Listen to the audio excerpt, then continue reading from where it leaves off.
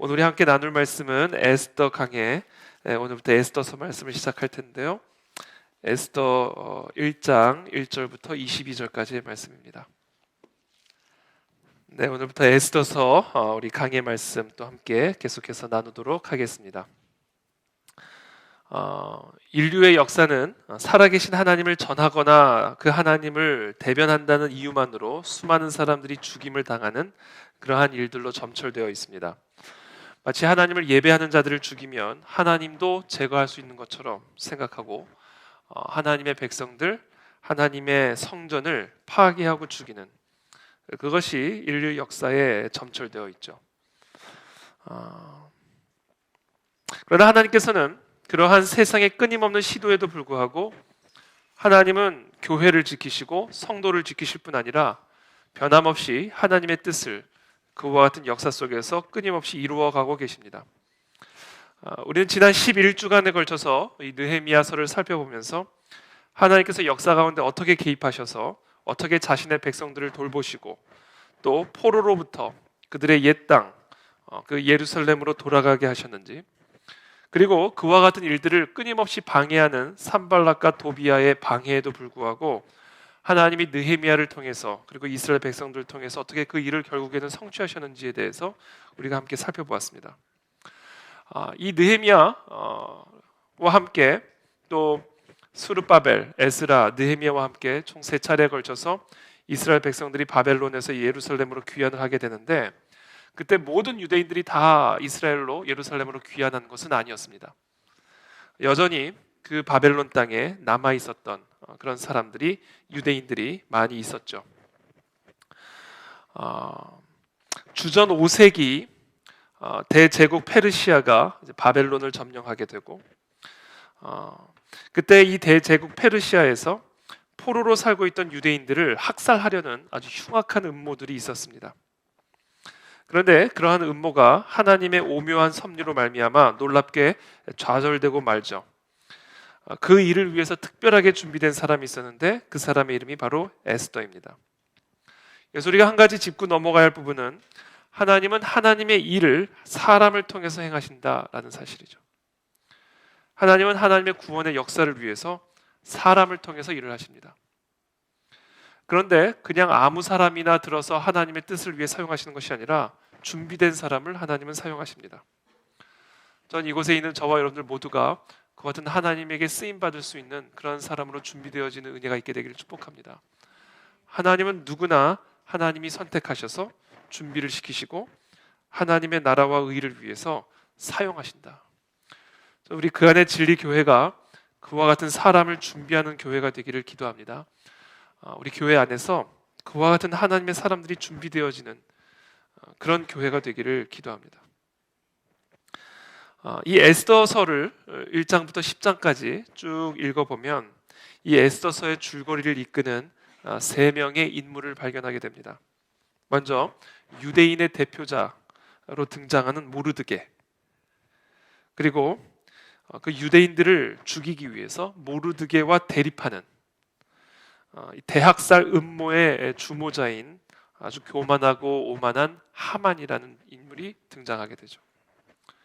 세 번째 인물이 바로 부모를 잃고 사촌 오라버니 우리 모르드게의 집에서 성장한 아주 매력적인 여인 에스더, 바로 이 세 사람이 오늘 이 에스더서의 주인공입니다.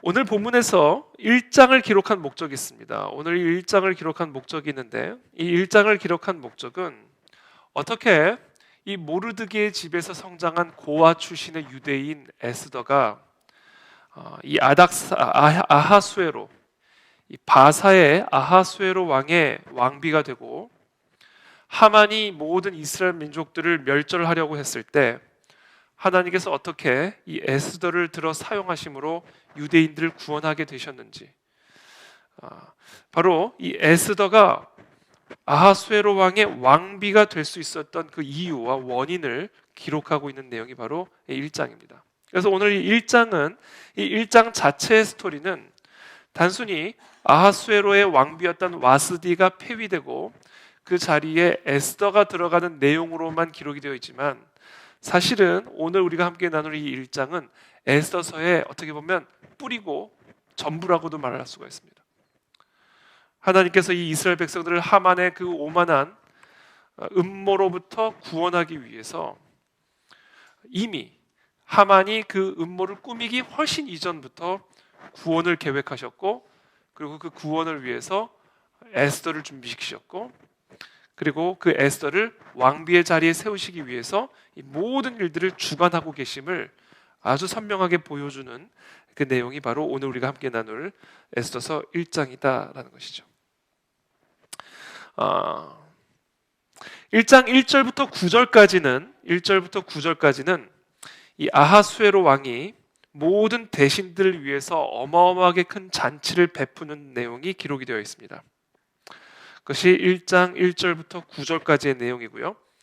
10절부터 22절까지의 내용은 아하수에로 왕의 왕비였던 와스디가 이 잔치에 왕의 부름을 받고도 그것을 거절하고 거역함으로 말미암아 이 아하수에로 왕이 와스디를 쫓아내는, 그리고 에스더를 자신의 새로운 왕비로 세우는 그 내용이 10절부터 22절까지 기록이 되어 있습니다. 그래서 1장은 바로 이 두 가지 스토리로 구성이 되어 있습니다. 먼저 우리 에스더서 1장 1절부터 한번 차근차근 한번 좀 살펴보도록 하겠습니다. 이 일은 아하수에로 왕 때에 있었던 일이니, 이것이 바로 오늘 에스더서에 기록된 이 일은 바로 아하수에로 왕 때에 있었던 일이니, 아하수에로는 인도로부터 구스까지 127 지방을 다스리는 왕이라. 이 바사 페르시아의 왕 아하수에로에 대한 소개로 이 에스더서가 시작을 합니다. 이 아하수에로는요, 페르시아어를 히브리어로 쓴 겁니다. 헬라어로는 크세르크세스입니다. 크세르크세스. 한번 따라 해보시죠. 크세르크세스. 이 사람이 바로 아하수에로 왕이다. 이 아하수에로 왕은 페르시아의 네 번째 왕입니다. 주전 486년부터 465년까지 페르시아를 다스렸던 왕입니다. 특별히 이 아하수에로 왕은 어느 지역, 당시 이 바사 제국의 위치가, 그 지경이 얼마나 넓었냐면 인도에서부터 구스 지방까지 127 지방을 다스리는 그런 왕이라고 기록을 하고 있습니다. 그러니까 이 바사 제국은, 당시 페르시아 제국은 어마어마한 제국이었던 거죠. 인도에서부터 구스는 이집트의 남쪽과 수단의 북쪽 지방을 일컫습니다. 그러니까 인도에서부터 저 아프리카 지역에까지 이르는 어마어마한 제국을 다스렸던 왕이 바로 이 바사의 네 번째 왕 아하수에로 왕이었다라는 것이죠. 2절에 이렇게 또 기록을 합니다. 당시에 아하수에로 왕이, 이 사건이 기록된 이 당시에 아하수에로 왕이 수산궁에서 즉위하고, 이 고대 페르시아 왕국에는요 크게 4개의 수도가 있었는데 그 중에 하나가 바로 봄에 왕이 머무는 바로 이 수산궁이었습니다. 그곳에서 있었던 일을 기록하고 있는 것이죠. 그러면서 3절에 수산궁에서 아하수에로 왕이 다스리던 어느 날 제3년에 있었던 일이 시작이 됩니다.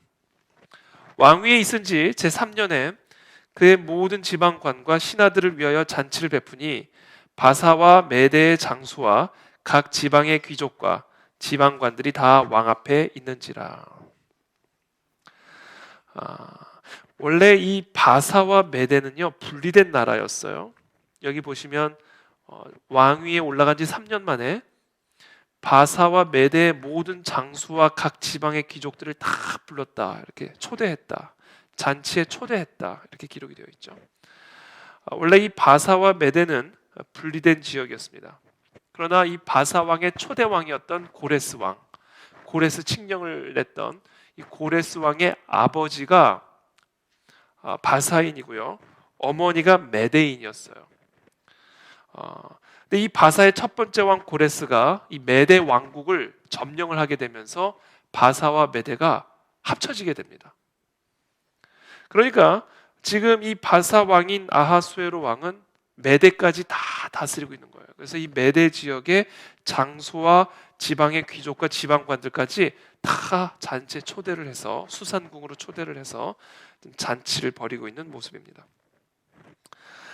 4절에 왕이 여러 날 곧 180일 동안에 그의 영화로운 나라의 부함과 위엄의 혁혁함을 나타내니라. 여러분, 잔치에 초대를 했는데요, 얼마의 기간 동안 이 잔치가 진행이 되고 있다고요? 180일. 180일이면 6개월입니다. 1년의 반이에요. 그러니까 1년의 반을 바사와 메대 모든 장수와 귀족과 지방관들을 다 불러다가 잔치를 벌이고 있는 거예요. 그리고 그 잔치의 목적이 나타나 있는데, 그 잔치의 목적은 아하수에로 왕이 3년, 제3년 왕의 즉위에 왕위에 오른 지 제3년을 기념하면서 그의 영화로운 나라의 부요함과 위엄의 혁혁함을 나타내기 위해서, 과시하기 위해서, 또 그것을 축하하기 위해서 바사와 메대의 모든 귀족과 관료들을 다 초대해서 지금 잔치를 벌이고 있다라는 거예요. 자, 이것은요, 지금 무엇을 우리에게 보여주고 있냐면, 이 아하수에로 왕의 파워가 얼마나 대단한 파워였는지, 그리고 이 바사 제국의 부유함과 위엄과 권세가 얼마나 위대했는지를 사실상은 간접적으로 보여주고 있는 거예요. 도대체 어느 나라가 모든 지도자가 180일 동안 축제를 벌이는데도 끄떡없을 수가 있겠습니까? 장수, 귀족, 관료들, 신하들 다 180일 동안 술에 취해 있는데 나라가 끄떡없을 만큼 이 바사 제국이라는 나라는 어마어마한 권력과 부유함을 가지고 있는 나라였고, 또 그 제국을 다스리는 아하수에로는 어마어마한 권력을 가진 위대한 권력자였다라는 사실을 우리는 볼 수가 있는 거죠. 자, 그런 가운데 180일 동안에 온 나라의 지도자들이, 왕을 비롯해서 온 나라의 지도자들이 다 술에 취해서 180일 동안 흥청망청 잔치에 취해 있는 그날에 왕이 5절에 또 도성 수산에 있는 귀천간의 백성을 위하여 왕궁 후원뜰에서 7일 동안 잔치를 베풀세. 자, 180이 끝났는데 7일의 추가적인 잔치를 백성들을 위해서 벌입니다. 그러면서 이렇게 기록을 하고 있어요. 6절에 백색, 녹색, 청색 휘장을 자색 가는배 줄로 대리석 기둥 은고리에 메고 금과 은으로 만든 걸상을 화반석, 백석, 운모석, 흑석을 깐 땅에 진설하고 금잔으로 마시게 하니, 이 화려함과 사치가 아주 선명하게 기록이 되어 있죠. 잔의 모양이 각기 다르고 같은 잔 하나가 없다는 거예요. 다 잔의 모양도 다르고 왕이 풍부하였으므로 어주가 한이 없었으며, 이 포도주가 왕의 포도주죠. 이 어주, 왕의 포도주가 제한이 없다. 떨어지질 않았다. 180일을 먹었는데도. 마시는 것도 법도가 있어 사람으로 억지로 하지 않게 하니 이는 왕이 모든 국내 관리에게 명령하여 각 사람이 마음대로 하게 함이더라. 마음대로 먹고 마시는 거죠.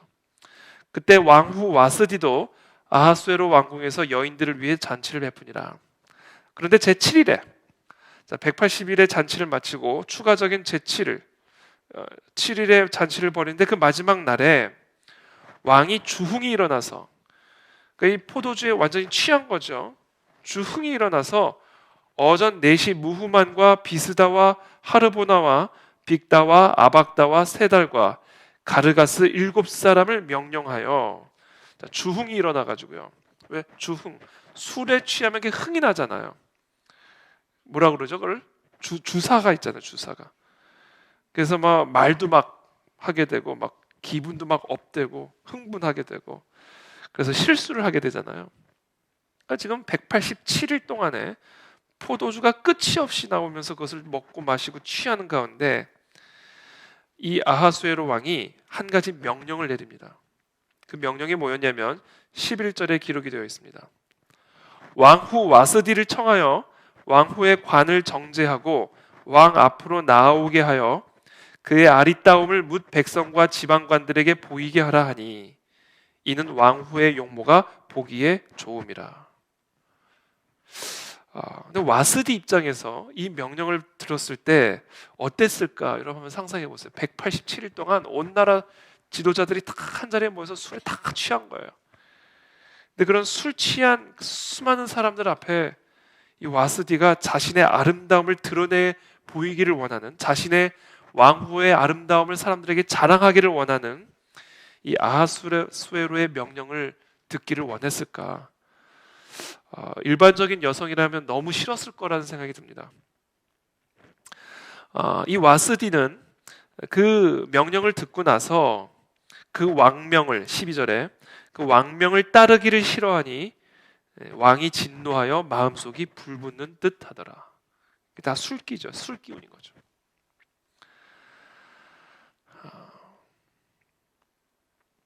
자, 지금 이 모든 모습들, 지금 이 1절부터 11절까지 기록되어 있는 이 모든 내용들은 결국은 이 에스더서의 저자가 무엇을 우리에게 부각시키고 강조하기를 원한 것이었냐면 이 아하수에로 왕이 갖고 있는 이 절대적인 권력, 가라면 오고, 가라면 가고, 오라면 오고, 마시라면 마시고, 아무리 마셔도 끝이 없는 부요함과 풍요로움과 권력, 그것을 매우 과장하여 이 에스더서가 기록을 하고 있는 것을 보게 됩니다. 자, 이 모든 것들은 바로 이 아하수에로 왕의 절대적인 권력, 그것을 지금 명확하게 선명하게 부각하고 있다라는 거예요. 근데 그 절대 권력자의 명령을 와스디가 거역한 겁니다.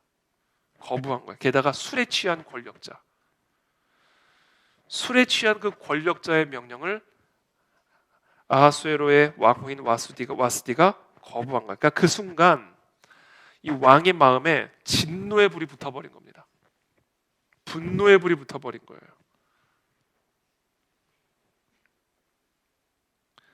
이 분노한 이 왕이 어찌할 바를 몰라서 자신의 이 현자들, 그러니까 규례와 법률을 잘 아는 자신의 참모들에게 이 문제를 어떻게 해결할 것인가에 대해서 자문을 구합니다. 그것이 13절부터 나오는 내용이에요.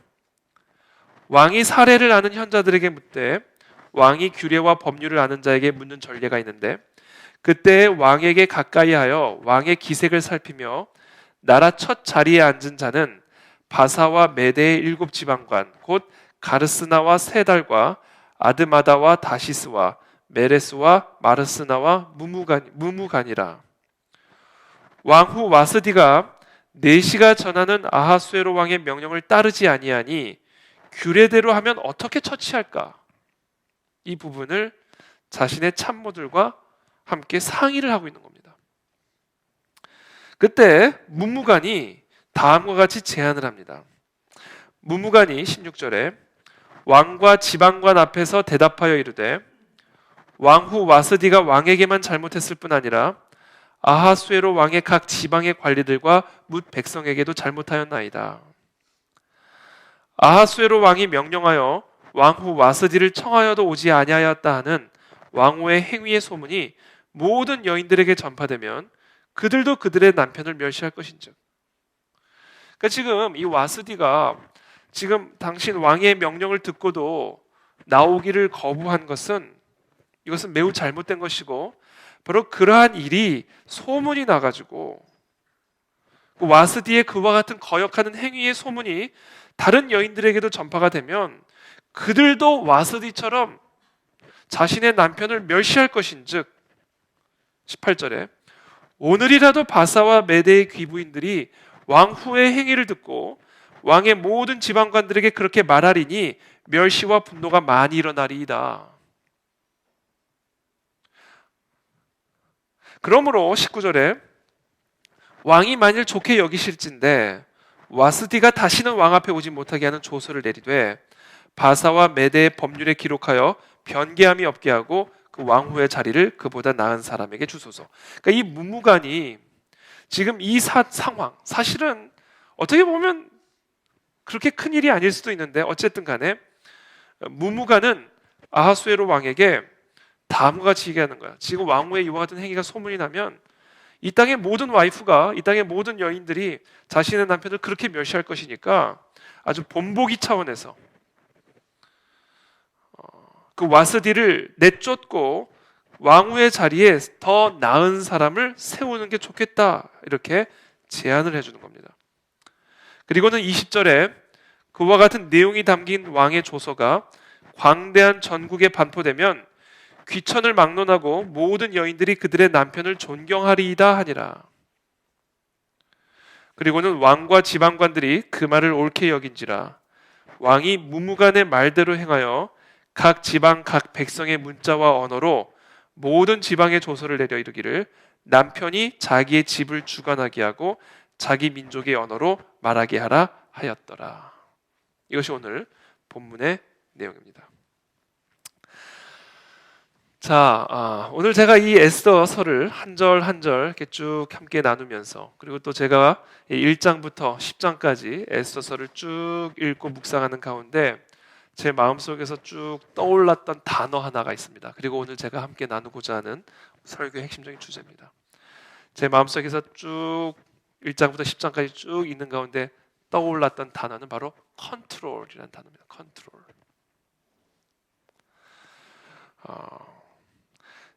자기 마음대로 할 수 있는 권력을 갖고 있는 아하수에로죠. 모든 걸 컨트롤할 수 있어요. 그리고 그 컨트롤을 대적하고 방해하거나 대항하는 사람들은 자신의 권력으로 완전히 짓밟을 수 있고 쫓아낼 수도 있고 죽일 수도 있는, 바로 그 컨트롤이라는 단어가 제 마음속에 이 에스더 처음부터 끝까지 제 마음에 와 닿았습니다.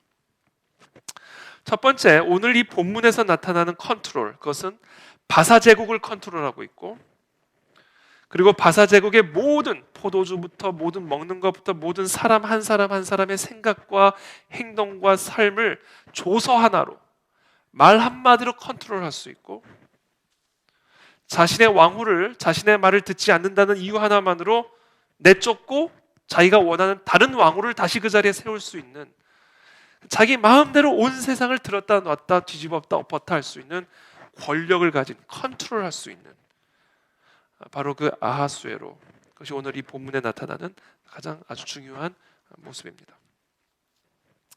그러면서 이 에스더서의 저자는 우리 모두를 이 바사라고 하는 이 세계사 속으로 우리를 초대합니다. 페르시아. 지금이 이 바사 제국, 이 에스더서의 배경이 되는 이 바사의 제국은 지금으로부터 2400~500년 전에 있었던 이야기지만, 그러나 그때나 지금이나 동일한 그런 상황임을 우리는 볼 수가 있습니다. 우리 모두는 이 세상의 권력자의 컨트롤을 받아 살아가고 있습니다. 저와 여러분들은, 여기 계신 우리 모두는 이 세상의 아주 소수의, 아주 지극히 소수, 아주 지극히 적은 소수의 권력의 컨트롤을 받으며 살아가고 있습니다. 마치 아하수에로라고 하는 이 한 사람의 권력과 컨트롤 하에 그 어마어마한 바사 제국의 모든 백성들이 다 컨트롤을 받으며 살았듯이, 그와 동일하게, 그 바사 제국과 동일하게 우리가 살아가고 있는 이 세상 역시 아주 소수의 강력한 권력을 가진 권력자의 뜻에 따라 컨트롤을 받으며 살아가고 있다는 거예요. 그것을 이 본문이 오늘 우리에게 1차적으로 깨우쳐 줍니다. 그것을 그리고 우리는 반드시 기억해야 돼요. 이 세상의 문명, 이 세상의 정책, 이 세상의 문화, 예술, 이 세상의 교육, 이 세상에 일어나는 모든 것들은요, 그 맨 꼭대기에 아주 극소수의 권력자에 의해서 좌지우지 컨트롤되고 있어요. 그리고 우리는 그 속에서 그 컨트롤을 전혀 느끼지, 왜? 너무 멀리 있으니까. 여러분, 이 수산궁에 있는 아하수에로와 저 구수 지역, 수단의 북쪽, 그 아프리카 지역에 사는 농사 짓는 그 백성과 그 거리가 얼마나 멀어요. 그러나 그 수산궁에서 떨어진 그 말 한마디가 그 멀리 농사 짓고 있는 그 아프리카인들에게도 직접적인 영향을 미친다. 너무 멀어서 보이지가 않을 뿐이에요. 그와 동일하게 저와 여러분들도 동일하게 저 꼭대기 누군가, 저 꼭대기에서 어디선가 우리의 생각을 컨트롤하고 있고 우리의 관점을 컨트롤하고 있고 우리의 행위들을 컨트롤하고 있는 그러한 아하수에로들이 있다라는 거예요. 이것을 반드시 기억해야만 된다라는 겁니다.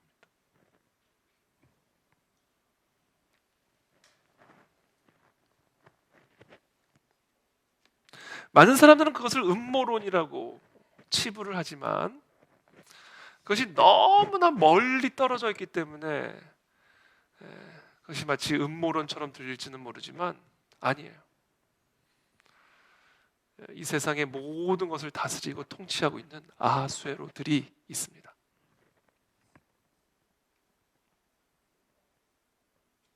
그리고 우리는 우리가 원든 원치 않든 우리가 인지하든 인지하지 못하든 그리고 우리가 그것을 인정하든 말든 우리는 그들이 바라고 원하는 방향으로 나아가게 되어 있다. 그들의 결정에 휩쓸려서 따라갈 수밖에 없게 된다. 이 와스디 왕후의 사건 하나로 새로운 법이 제정이 되잖아요. 조서를 내리잖아요. 남편이 주관하라. 이게 지금 다 이 법률 자문과 와스디의 이 저항, 이 사건 하나로 말미암아 술에 취해서 명령한 것에 대해서 거절한 것을 가지고 술에 취해서 법을 만들어 가지고 명령을 내려버리는 거예요. 이 사건 하나로 국가에 새로운 법이 제정돼 버려요. 그리고 그런 말도 안 되는 법을 전달하기 위해서 국고가 낭비되잖아요. 저 아프리카까지 조서를 보내야 되니까 다 국고 낭비잖아요. 그리고 거기에 대해서 이의를 제기하거나 저항할 수 있는 세력이 없잖아요. 있더라도 그 힘이 너무나 미약하잖아요. 그러니까 이 바사 제국은요, 이 아하수에로 왕의 기분에 따라 왔다 갔다 하는 거예요, 모든 게. 그리고 그 수많은 백성들과 그 어마어마한 땅은 그 아하수에로의 기분에 따라 일어섰다 앉았다 좌지우지 모든 것들이 바로 이와 같은 왕의 결정에 달려있다. 이런 술 취한 180일이나 술에 취한 자기의 그 주흥에 따라 결정을 하고 법을 만들고 정책을 결정하는 이 술 취한 절대 권력자의 컨트롤에 우리가 있다라는 거예요.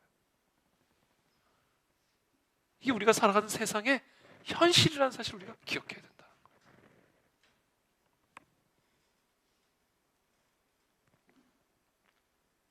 에스더의 운명도 유대인의 운명도 모르드게의 운명도 바로 그런 술 취한 권력자의 손에 사실은 달려있던 거예요.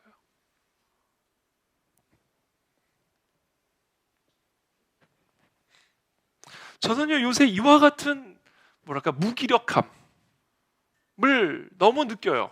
저는 개인적으로 아무것도 바꿀 수 없고 저항할 수 없고 변화시킬 수 없는 한 개인 이 소시민이 갖고 있는 이 한계를 너무 많이 느낍니다. 그래서 심지어 두려운 마음까지 들어요. 뭘 어떻게 할 수가 없는 거죠. 위에서 결정을 하니까 내가 도무지 리치할 수 없는, 도무지 도달할 수 없는 내 반경 범위 훨씬 저 밖에서 자기들끼리 결정을 해버리니까 어떻게 저항을 할 수가 없잖아요, 우리가.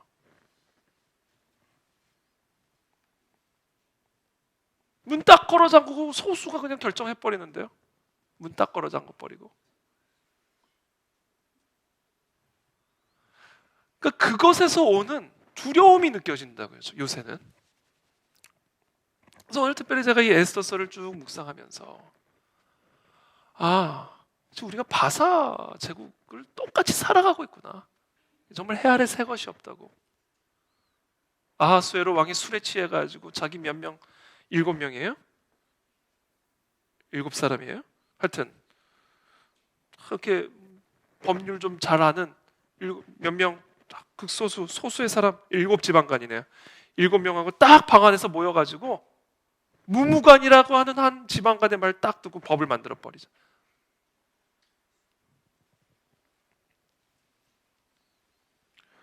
저는 요새 이 국회에서 이루어지고 있는 일들을 보면요, 드디어 내가 국회의원이 돼야 되나 이런 생각이 듭니다.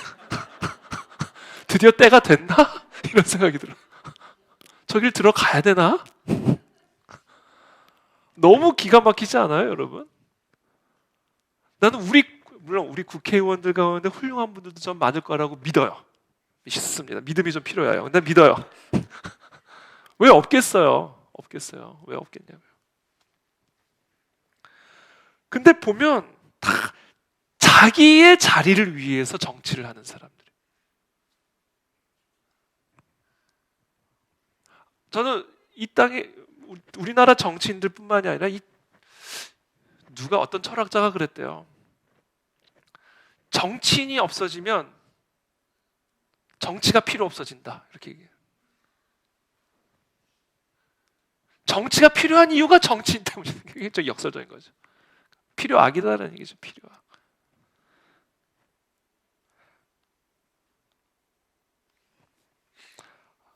뭐 일일이 제가 지금 나열은 하진 않겠습니다. 오늘 밤에 우리가 기도로 얘기할 거예요. 기도로. 이거는 기도로. 근데 지금 우리 국회 안에서 이루어지고 있는 이런 모든 상황들을 볼 때,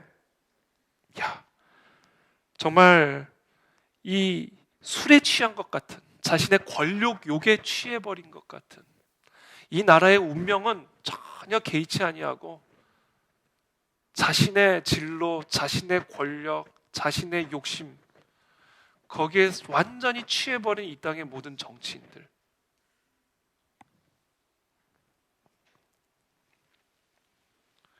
그러한 모습들을 바라보면서 정말로 무기력함을 느끼게 되는 거죠. 무기력함. 정말 나라를 망치는 길인데도 그 법들을 추진하고 있고, 정말 사회를 파괴하는 길인데도 그런 법들을 추진하고 있고, 그런 타락한 정치인들의 결정을 따라갈 수밖에 없는 우리들의 이 무력감. 그래서 절망이 느껴진다라는 거죠. 절망.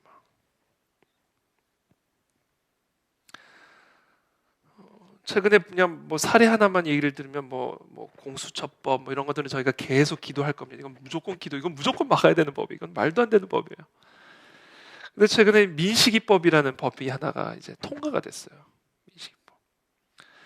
이 민식이라는 아이가 이제 그 스쿨존이라고 그러죠. 스쿨존에서 아마 부모랑 같이 있었든지 하여튼 부모가 잠깐 한눈 파는 사이에 얘가 하여튼 길 쪽으로 나가서 차에 치여서 사망하는 사고가 있었습니다. 9월인가 뭐 몇 개월 안 돼요. 근데 이 운전자가 그 규정 속도 이하의 속도로 30km인가가 제한 속도인데 23.5km인가 하여튼 20km대로 이제 그 규정 속도 이하로 달리는 거죠. 근데 거기에 갑자기 아이가 튀어나온 거예요. 갑자기. 그래서 그 아이가 너무나 안타깝게 목숨을 잃었죠. 그 부모의 마음이 얼마나 아프겠습니까? 말로 형용할 수가 없죠. 그런데 법을 하나 만들어서 우리 국회의원님들께서 그렇게 스쿨존에서 아이가 사망하면 무조건 무기징역까지, 최고 무기징역까지 간다. 그러니까 이게 법이라는 게 어느 정도의 균형감이 있어야 되잖아요. 균형감. 그러니까 제가 법전을 지금 일일이 다 살펴보지는 않았습니다만 형법에서 쭉 보면 이제 법의 어떤 범죄에 대해서 주어지는 형벌이 있을 거다니. 그 형벌이 다른 범죄들과 어느 정도 균형이 맞춰져야 되잖아요. 근데 아무런 의도도 없이, 그러니까 아무런 죽이려는 의도도 없이 그냥 규정 속도 이하의 속도로 달려가다가 아이가 갑자기 퍽 튀어나와가지고 사망한 그런 사고를 할지라도 경우에 따라서는 최고 무기징역까지. 그래서 어떤 말까지 들으면 이제 스쿨존을 지나갈 때는 차를 메고 가라. 메고 가라.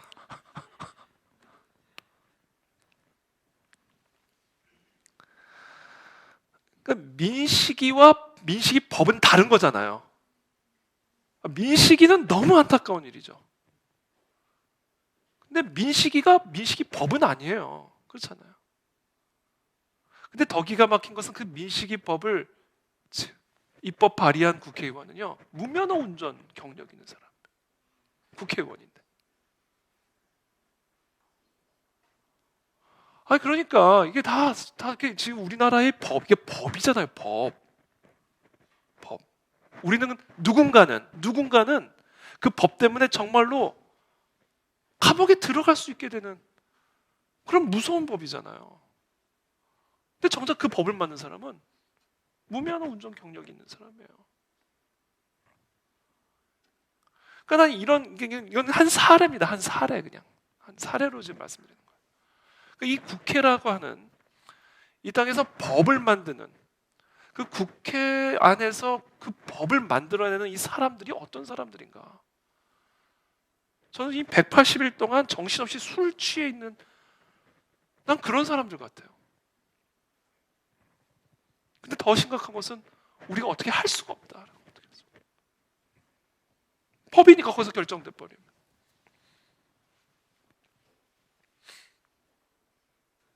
정치, 경제, 문화, 예술, 교육, 언론, 미디어의 거대 권력, 그와 같은 거대 권력에 의해서 좌지우지되는 이 땅의 시민들.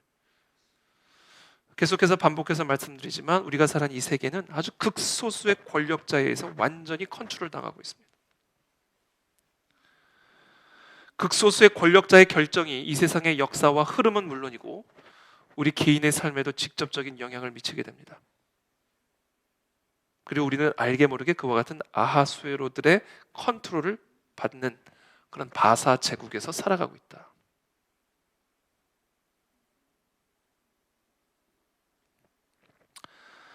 바로 우리는 그런 세상 속에서 그리스도인으로서 살아가고 있다는 사실을 기억해야 돼요. 마치 그런 세상 속에서 유대인으로 살아가고 있다는 것을 기억했던 것처럼 하나님의 백성으로 살아가고 있다는 사실을 모르드게와 에스더를 비롯한 수많은 유대인들이 기억하고 우상 앞에 절하기를 거부하고 구별되게 살았던 것처럼 우리도 그렇게 살아야 된다는 겁니다. 그래서 제가 지난 주일에 몇 가지 슬라이드를 보여드리면서 우리가 지금 이 세상의 문명이 어떠한 문명인지 저 꼭대기에서 도무지 헤아릴 수 없고 다 도달할 수 없는 그 저 꼭대기에서 이 땅의 모든 문명들을 만들어내고 양산해낸, 그래서 제가 지난주에 몇 가지 문명들에 대해서 말씀을 드렸죠. 오늘도 제가 조금 몇 가지 좀 더 추가적으로 준비를 해봤는데 한번 슬라이드로 보시죠. 중국 공산당이, 이건 최근 뉴스입니다. 중국 공산당이 정부 허가를 받은 삼자교회 목사들에게 설교 말씀 대신에 공산주의 사상과 유교 사상을 전파할 것을 요구했다. 이게 삼자교회라는 것은 이제 중국 공산당의 허가를 받은 교회잖아요. 그래서 목사들에게 설교 대신에 공산주의 사상과 유교 사상을 전파할 것을 요구했다. 아하수에로가 조서를 내리면 그 땅에 사는 유대인들은, 그 땅에 사는 하나님의 백성들은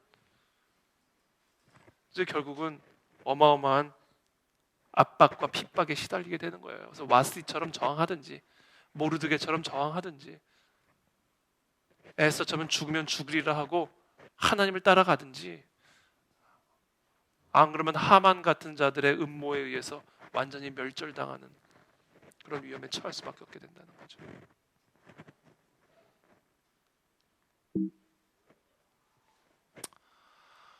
시진핑의 연설이 교회에서 10계명을 대신해라는 타이틀입니다. 중국에서 존경받는 유일신이 되고자 하는 궁극적인 목표를 실행하면서 누가요? 시진핑이, 아하수에로가. 중국 공산당은 계속 기독교 교리를 억압하고 그것을 당론으로 대체하고 있다. 10계명은 전 세계 기독교인들의 도덕 규범에 있어 근간을 이루며 그들의 삶에서 아주 중요시되고 있는 것이다. 하지만 무신론이 득세하는 중국에서 그것들은 독재자의 눈엣 가시가 되어 예배소에서 제거되고 있다. 중부 허난성 류양시의 한 현에 위치한 구경 삼자교회조차 거듭된 요구를 받고 10계명을 시진핑 주석의 어록으로 대체했지만 정부의 질책을 면할 수는 없었다. 통일 전선 공작부 직원들은 6월 말 신자들에게 모든 면에서 당에 복종해야 한다. 당이 당신에게 하라는 것은 무엇이든지 해야 해. 당신이 반발한다면 교회는 즉시 폐쇄될 거다라고 훈시했다. 그러니까 저 베이징에 있는 아하수에로가 조수 한번 내리면 저 멀리 있는 중부 허난성 류양시의 한 현에 위치한 교회가 직접적인 타격을 받는 거죠. 교회에서 지금 찢겨나간 10계명입니다. 이게 10계명이 없어지고 대신 시진핑의 어록이 중국 전역의 교회에 지금 붙어있는 모습들이죠.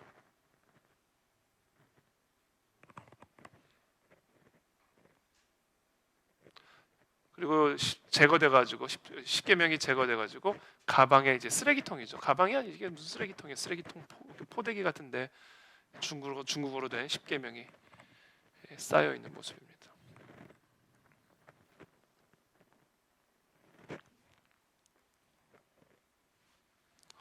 삼자교회 곳곳에 붙어 있는 정치 선전 구호와 포스터들. 그렇죠?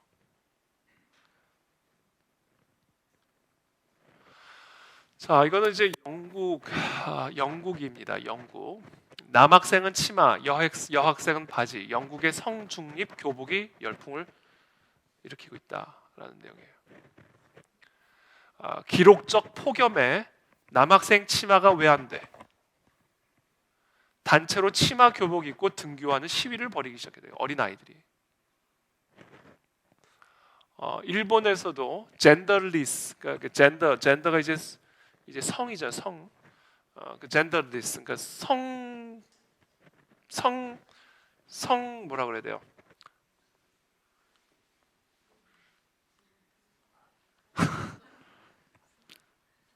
그러니까 성중립적 교복, 성중립적 교복이 등장한 거예요. 그러니까 이제 남자 아이들이 이렇게 치마 입고 이렇게 시원하게 등교하고 있는 거죠.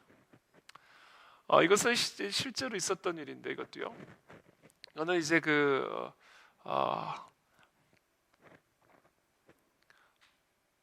이 사람이 이제 그러니까 마르크스주의자인데 실제로 이 성별에는 두 개의 성별이 있다라는 것을 이제 부정하는 사람이에요. 근데 이 학생 가운데 성별은 두 개가 있다라는 것을 주장하자 지금 이 선생님이 그 아이를 막 공격하면서 결국에는 그 아이를 퇴학을 시키게 됩니다.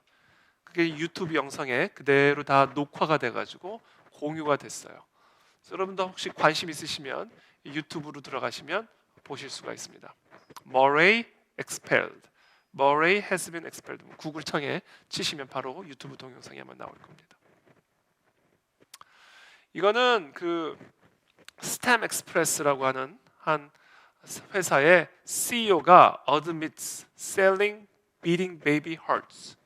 살아게 뛰고 있는 박동하고 있는 심장, 아기 심장을 판 거예요. 그리고 baby heads, 아기의 머리를 판 겁니다. 이거 낙태해서 뛰고 있는 심장이 건강한 심장이라고 해가지고 값도 더 나가요. 팔았다는 거예요. 그걸 인정했다. 플랜 페어런후드라고 하는 단체가 있습니다. 마가렛 생어라고 하는 한 여성이 창립한 단체인데 이것은 이제 국가 세금으로 지원을 받는 낙태 단체예요. 낙태 단체. 그래서 미국에 가면요 핑크빛 셔츠 같은 것을 입은 사람들이 막 이 낙태 지지하는 이런 사인들을 막 받습니다.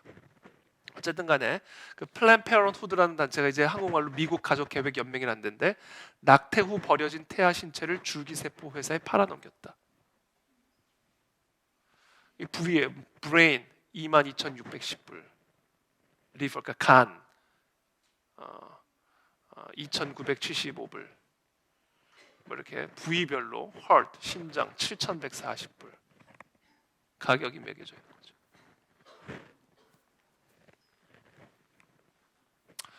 우리나라 국가인권위원회입니다. 이거는 오늘 나온 뉴스인데요. 국가인권위원회에서 중고등학생 아이도 임신을 하면 산전 후에 요양을 보장해야 된다. 교육부에 권고했다는 거예요. 국가인권, 이 사람이 국가인권위원회 위원장입니다. 이 사람이 교육부에 권고했어요. 임신 출산한 학생에게 안정감을 주고 빠른 회복을 돕는 것이 필요하다. 저는 인정해요. 임신하고 출산한 아이에게, 학생들에게 산전 후 요양을 보장해야 된다고 믿어요. 그러나 임신 자체를 하지 않도록 교육을 해야지. 그렇지 않는데 우리나라 국가인권위원회에 보면 죄송해요. 그 국가인권위원회 그 법도 그렇고 우리나라 그 학생인권조례도 그렇고 임신, 출산 이 모든 것들을 다 그 학생의 권리 개념으로 다 포함을 시켜놨어요. 학생의 권리예요. 윤리가 아니라. 그래서 이미 예전에 교육부에서 다 학교에 권고했습니다. 임신, 출산을 이유로 징계하지 말아라. 그러니까 이제 이 국가인권위원회 권고를 받아들이게 되면 머지않아 중고등학교에 모유실 생겨요. 모유실 생깁니다.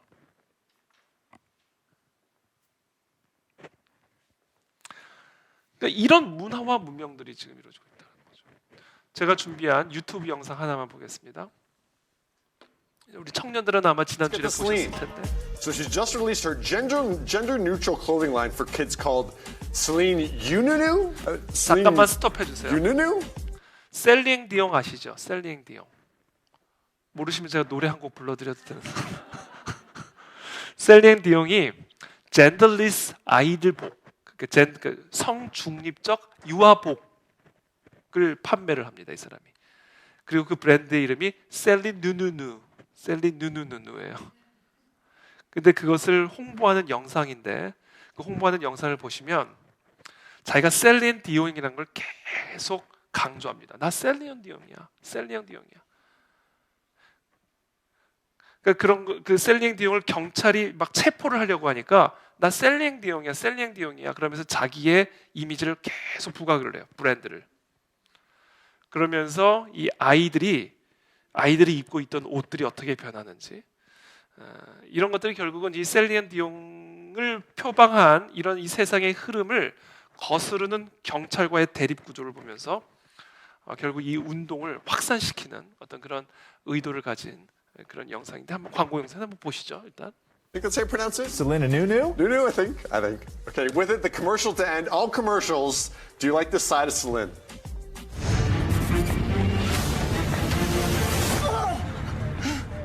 It's okay. I'm Celine Dion. 저 체포되기 1시간 전에 있었던 일을 얘기하는 거 지금. They are not really our children. As we are all just links in a never-ending chain. That is life. 병원에도 For us, they are everything. 십자가의 모양을 But in 왜곡한 거죠 지금 reality, 저게. we are 십자가의 only a 모양을 왜곡. fraction of their universe. We miss the past. They dream of tomorrow. We may thrust them forward into the future, but the course will always be theirs to choose. 이게 과거의 아기들의 모습이죠.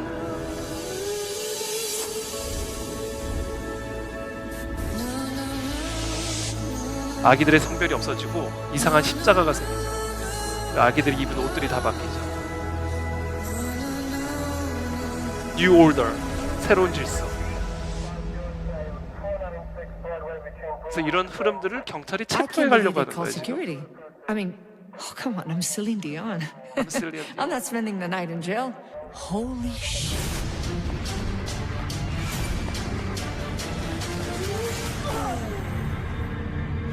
Guys, relax, easy. I'm Celine Dion. Yeah, girl, and I'm Beyonce. I'm calling my agent. 셀린 누누누. Come 네, on, that's 여기까지. gold. It's like the greatest commercial for clothing I've ever seen. Celine Dion is a fantastically trusting person. 뭐 계속 보시게요? 꺼주셔도 됩니다. 그러니까 이게 지금 이 어마어마한 저 문화 권력자들, 어마어마한 경제 권력자들, 정말 우리가 도무지 헤아릴 수 없는, 또 다 도달할 수 없는 저 꼭대기 중에서도 꼭대기에 있는 저 소수의 권력자들이 만들어내는 문명과 문화 속에서 우리들은 컨트롤을 당하고 있다. 라는 사실을 기억해야 된다는 거예요.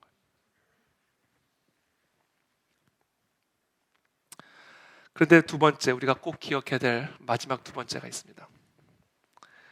저 꼭대기에서 이 나라, 이 민족, 이 전 세계 열방의 사람들의 생각, 문화와 문명, 제가 뉴 올더라는 딱 이름이 써 있잖아요. 아이들 확 바뀌면서 남자, 여자 성별 차이가 있었다가 훅 하는 순간 이상한 왜곡된 십자가 모양으로 싹 바뀌면서 아이들이 입은 옷이 싹 바뀌잖아요. 그리고는 한 아이의 입은 옷에 여기에 뉴 올더, 새로운 질서 딱 써 있잖아요. 그러니까 우리가 도무지 헤아릴 수 없는 저 꼭대기 위에서도 저 꼭대기 위에서 이런 문화와 문명들을 지금 깊숙이 만들어가고 있단 말이에요. 근데 우리가 반드시 기억해야 할 두 번째가 있어요. 근데 그 꼭대기 아하수에로 위에 누가 계신다? 하나님이 계신다. 사실. 우리는 이 두 가지 사실을 동시에 기억해야 됩니다. 그래서 지금 제가 보여드린 이 영상들, 또 제가 지난주에 보여드린 그와 같은 자료들, 저 세상의 권력자 아하수에로들이 우리의 생각을 컨트롤하고 우리의 행위들을 컨트롤하고 모든 이 세상의 모든 것들을 컨트롤을 하고 있다는 사실을 기억함과 동시에 그러나 그들 위에 하나님이 계신다라는 것을 기억해야 된다. 그게 하나님의 백성이다.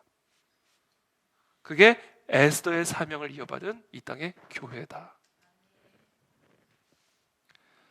시편 37편 12절에서 13절의 말씀을 보면 악인이 의인치기를 꾀하고 그를 향하여 그의 일을 가는도다. 그러나 주께서 그를 비웃으시리니 그의 날이 다가옴을 보심이로다. 여러분, 우리는 아하수에로 그 위에 계신 하나님을 항상 바라보면서 이 땅을 걸어가야 됩니다. 물론 하나님이 보이지 않을 수 있어요. 이런 문화와 문명 속에서. 도대체 하나님은 어디 계신 겁니까? 아이들의 장기를 팔아가지고 자신의 차를 사고 집을 사고 있는 이 세상. 하나님의 저 모든 창조 질서들을 셀리온 디옹이라고 하는 그 강력한 브랜드를 가지고 허물어 가고 있는 이 세상. 도대체 하나님은 어디 계십니까? 하나님이 보이지 않을 수가 있어요. 그리고 실제로 하나님이 잘 안 보여요. 근데 여러분 참고로 이 에스더서 1장부터 10장까지요. 하나님이라는 단어가 한 번도 안 나온다는 사실을 아십니까, 여러분? 1장부터 10장까지 하나님의 이름이 단 한 채라도 안 나와요. 그러나 1장부터 10장까지 하나님의 임재와 역사와 손길로 가득 찬 책이 에스더다.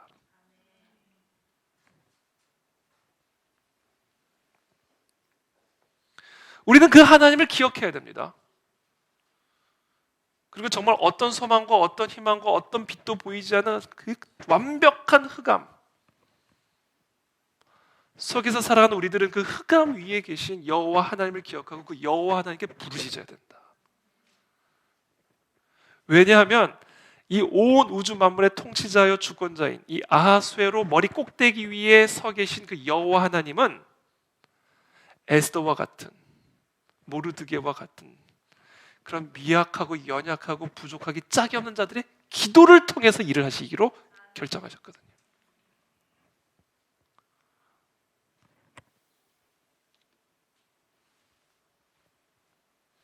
그러면 저와 여러분들은 이 시대의 에스더로서, 또 이 시대의 모르드게로서 우리는 기도로 이 땅을 다스리는 아하수에로들과 싸울 수 있다. 그리고 승리는 결정됐다. 악인이 의인치기를 꾀하고 그를 향하여 그의 일을 가는도다. 그러나 주께서 그를 비웃으시리니 그의 날이 다가옴을 보심이로다. 교회를 파괴하고 가정을 파괴하고 하나님의 창조 질서를 파괴하고 우리 자녀 세대들을 저렇게 파괴하고 자유와 자유 대한민국을 파괴하는 정말 정신 나간 술에 취한 주흥에 취해버린 그런 권력자들에 의해서 다스려진 이 세상, 어떻게 보면 아무런 소망도 없고 심지어 두렵고 도망가고 싶은 심정까지 들죠. 그러나 여러분, 이 에스더서는 우리에게 가르쳐줍니다. 그 속에서 하나님은 일하고 계신다. 그 속에서도 하나님은 계획을 갖고 계신다. 그리고 그 계획은 에스더다. 이 땅의 교회다. 죽으면 죽으리라. 온 우주 만물의 주권자의 통치자 되시는 그 여호와 하나님만을 믿음으로 부르짖음으로 기도함으로 죽으면 죽으리라. 나를 위해서 금식해 주십시오. 나도 금식하며 나아가겠습니다. 라는 자세로 하나님 앞에 나아가는 그와 같은 에스더들을 통하여 하나님은 이 땅에 하나님의 영광스러운 임재와 역사들을 보여주실 것이다.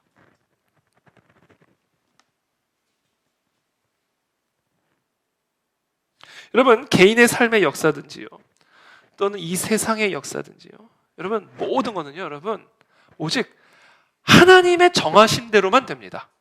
예외가 없어요. 이것만 기억하면 돼요. 하나님이 죽이기로 작정하시잖아? 그럼 그 사람 죽는 거예요. 무조건 죽어요.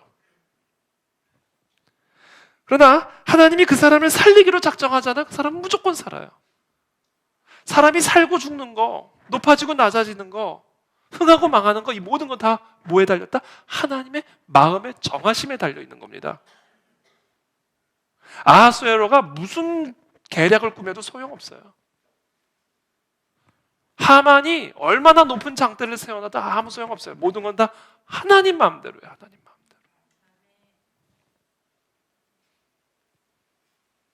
하나님이 그를 높이기로 작정하시면 그를 낮출 수 있는 길이 없고요. 하나님이 그를 낮추기로 작정하시면 그 사람을 높일 수 있는 길이 없습니다. 이 모든 것들이 다 하나님의 마음의 정하심에 달려있다. 자, 그렇다면 오늘 결론으로 무엇이 우리 하나님의 마음을 정하게 하는가?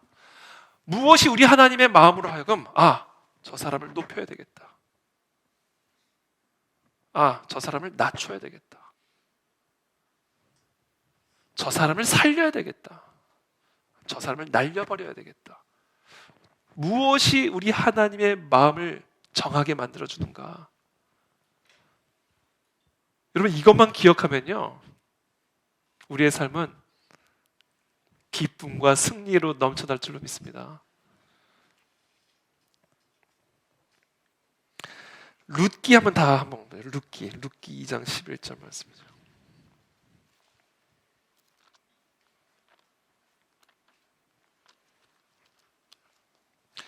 이 성경에서는요, 이 여성의 이름으로 쓰여진 성경책 딱 두 권 있는데, 하나는 우리가 지금 나누고 있는 에스더서고요, 또 다른 하나가 바로 이 룻기입니다.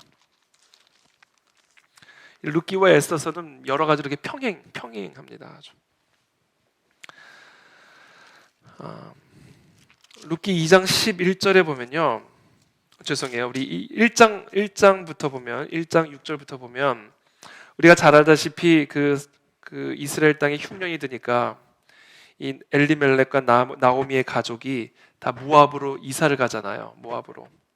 그 땅에 흉년이 드는 거예요. 모압 지방에 가서 거류했는데 그때 다 죽었어요. 남자들이.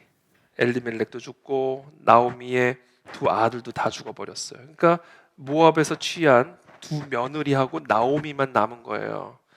그때 이 나오미가 이 오르바와 룻인데, 두 며느리가 이제 두 아들이 다 죽었으니까 이제 두 며느리에게 얘기하는 거예요. 8절에, 룻기 1장 8절에 나오미가 두 며느리에게 이르되 너희는 각기 너희 어머니의 집으로 돌아가라.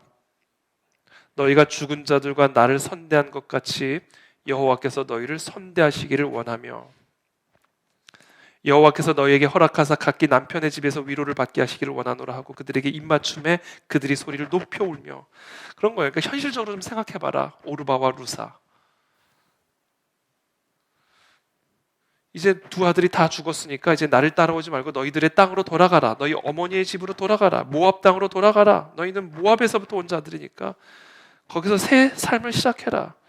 나오미에게 이르되 10절에 아니니이다. 우리는 어머니와 함께 어머니의 백성에게로 돌아가겠나이다. 11절에 나오미가 이르되 내 딸들아 돌아가라. 너희가 어찌 나와 함께 가려느냐. 내 태중에 너희의 남편들 아들들이 아직 있느냐. 내 딸들아 되돌아가라. 나는 늙었으니 남편을 두지 못할 자라. 가령 내가 소망이 있다고 말한다든지 오늘 밤에 남편을 두어 아들을 낳는다고 하더라도 너희가 어찌 그들이 자라기를 기다리겠으며 어찌 남편 없이 지내겠다고 결심하겠느냐? 내 딸들아 그렇지 아니하니라. 여호와의 손이 나를 치셨으므로 나는 너희로 말미암아 더욱 마음이 아프도다. 아주 현실적으로 아주 냉정하게 얘기하는 거예요. 지금 이거 감정에 휩쓸려서 생각할 문제가 아니다. 너희들 나를 따라와서 지금 어떻게 살려고 그러느냐? 모압으로 돌아가서 새 삶을 시작해라. 내가 남편을 두어서 아들을 낳는데도 언제까지 기다리겠느냐? 다 돌아가라. 아주 현실적으로 냉정하게 얘기해요. 그러니까 오르반은 정신을 차렸어요. 그의 시어머니에게 입 맞추되 알겠습니다. 저는 돌아가겠습니다. 그런데 룻은 그를 붙쫓았더라. 이렇게 기록이 되어 있어요. 내용이 참 저도 이거 사실은 몰랐는데 붙쫓았더라. 나 이런 단어도 처음 보네요. 그러니까 붙잡고 쫓아간 거죠. 아주 강력한 표현이죠. 붙잡고 쫓아간 거예요. 그러니까 나오미가 계속해서 룻에게 이야기를 합니다. 그때 룻이 이르되 16절에 내게 어머니를 떠나며 어머니를 따르지 말고 돌아가라 강권하지 마옵소서. 어머니께서 가시는 곳에 나도 가고 어머니께서 머무시는 곳에서 나도 머물겠나이다. 어머니의 백성이 나의 백성이 되고, 이게 중요한 말이에요. 어머니의 하나님이 나의 하나님이 되시느니 어머니께서 죽으시는 곳에서 나도 죽어 거기 묻힐 것이라. 여러분, 이 부분을 우리가 단순히 유교적 세계관으로 보면 그냥 이 어머니를 향한 사랑으로만 우리가 생각할 수 있지만, 성경은 룻이 이와 같은 선택의 기로에서 오르바와 같이 현실적인 길을 선택하지 않고 죽으면 죽으리라 나오미를 선택한 이유를 단순히 나오미를 향한 사랑 때문만이라고 이야기를 하지 않습니다. 2장 11절에 보면 보아스와의 만남을 통해서 보아스가 룻에게 하는 말이 이렇게 기록이 되어 있어요. 내가 너 안다. 내가 너에 대해서 들었다. 보아스가 룻에게 그렇게 말을 하면서 11절에 이렇게 말합니다. 보아스가 그에게 대답하여 이르되 네 남편이 죽은 후로 네가 시어머니에게 행한 모든 것과 네 부모와 고국을 떠나 전에 알지 못하던 백성에게로 온 일이 내게 분명히 알려졌느니라. 그런데 이 모든 일들을 행한 이유가 뭐였는가? 12절에 여호와께서 네가 이와 같이 행한 일에 보답하기를 원하는데, 그러면서 이렇게 얘기합니다. 이스라엘의 하나님 여호와께서 그의 날개 아래에 보호를 받으러 온 네게 온전한 상 주시기를 원하노라 하는지라. 그러니까 룻이요, 오르바와 달리 정말 이 현실적인 문제 앞에서 정말 자신의 평생이 달린 이 절체절명의 이 선택의 기로에서 자기 합리적인 이성에 따라 현실적인 길을 선택하지 않고, 어떻게 보면 인간적으로 보면 망하는 길로 가는 거죠. 망하는 길로. 어떻게 보면 자기 어머니의 집을 떠나 망하는 길을 선택한 것처럼 보여요. 근데 그 선택을 한 이유가 단순히 나오미를 향한 사랑 때문이 아니라 나오미의 하나님의 그늘 아래 거하기 위해서 나오미를 선택했다라고 보아스가 그렇게 고백을 하고 있는 거예요.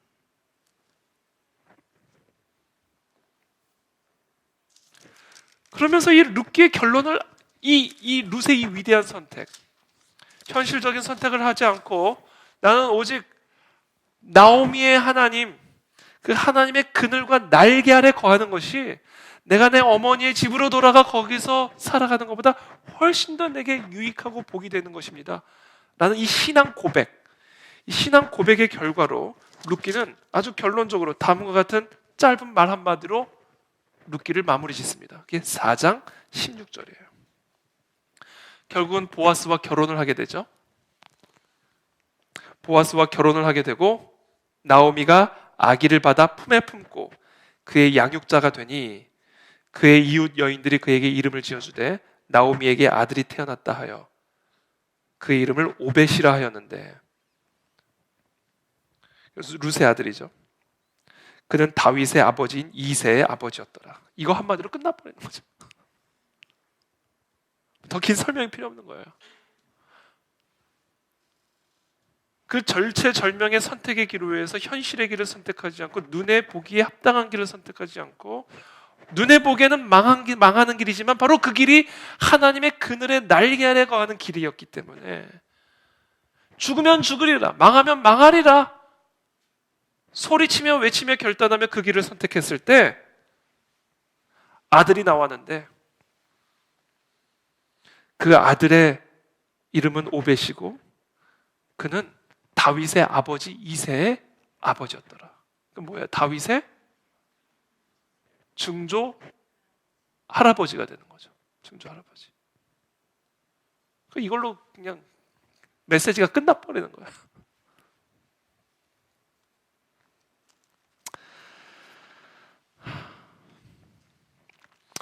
그래서 결국은 이와 같은 자를 하나님은 이와 같은 선택을 보시고 이와 같은 결단을 보시고 하나님은 마음을 정하셔요. 복을 줘야 되겠다. 높여야 되겠다. 아니면 복을 뺏어와야 되겠다. 아니면 낮춰야 되겠다. 바로 이 결단을 보시고 하나님은 마음을 정하신다. 그러므로 이 땅의 아하수에로 때문에 두려워하지 마시고 우리의 삶의 아하수에로 때문에 고민하지 마시고 어차피 아하수에로를 다스리시는 하나님이 계시니까 우리는 그 하나님의 마음에만 합하면 된다라는 거죠.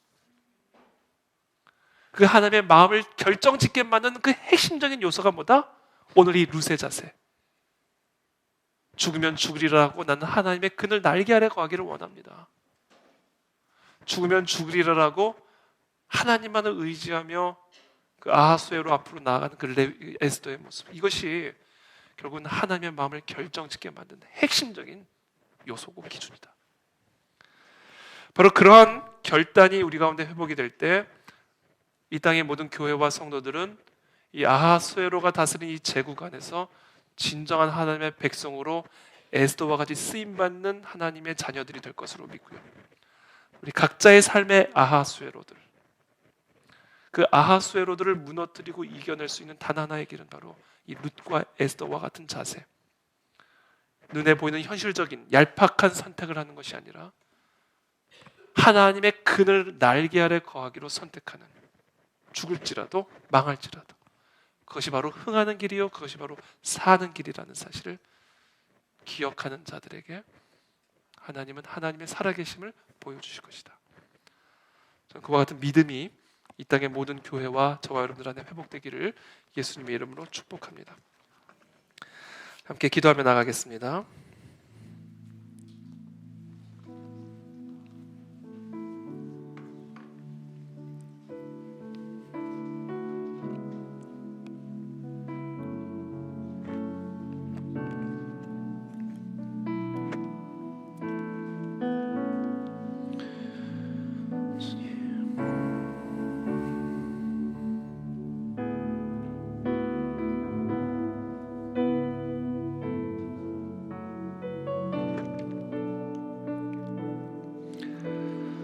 다니엘이 말하여 이르되 영원부터 영원까지 하나님의 이름을 찬송할 것은 지혜와 능력이 그에게 있음이로다.